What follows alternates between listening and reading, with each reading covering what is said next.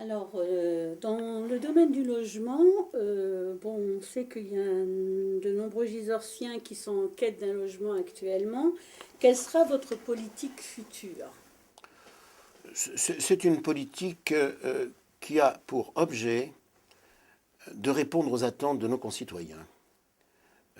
Nous constatons, parce que nous avons dans ce domaine une expérience, que les habitants de Gisors ont besoin d'un logement et ils sont nombreux encore à ne pas voir cette demande satisfaite. Ils sont 425 précisément à avoir déposé une demande. Il y en a 300 de Gisors et quelques-uns, une centaine de la périphérie immédiate. Aucun, naturellement, ne vient des Yvelines, comme l'en prétendent certains.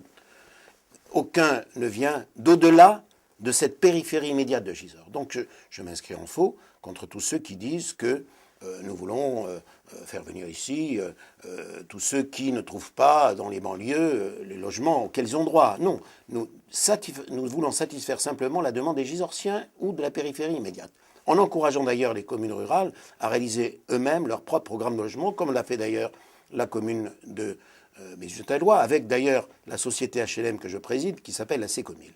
Je me réjouis d'ailleurs de cette initiative qui est unique pour le moment. Eh bien, ces logements, nous les réalisons en préservant l'environnement, en préservant la qualité de l'habitat. Vous savez qu'à Gisors, il n'y aura jamais de bar ni de tour.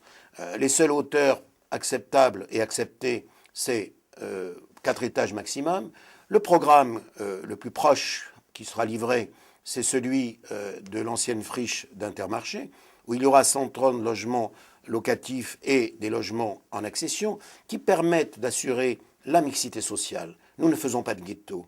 Nous faisons vraiment en sorte que chacun puisse avoir un toit en fonction de ses moyens financiers, c'est-à-dire en fonction de ses possibilités de payer le loyer qui correspond à ses ressources. C'est ça notre objectif, et rien d'autre. Et ne pas faire cela, ne pas satisfaire la demande, c'est accepter qu'il y ait des sans-logis, c'est accepter qu'il y ait des sans-abri, c'est accepter que nous ayons des files d'attente pendant des années entières sans pouvoir satisfaire ces demandes. Voilà, c'est un devoir d'élu de répondre à cette question, comme nous y encourage d'ailleurs des gens aussi remarquables que le président du Conseil général, qui a invité le département à adopter un projet départemental de l'habitat, où il nous encourage à réaliser ces logements. Mais c'est aussi une volonté de l'État, me dit-on, m'a dit le préfet, et c'est aussi une volonté de tous ceux qui se préoccupent de logement. Je pense par exemple à la Fondation Abbé Pierre, qui ne cesse de crier et de stigmatiser ceux qui ne s'engagent pas dans cet objectif de donner un toit pour tous.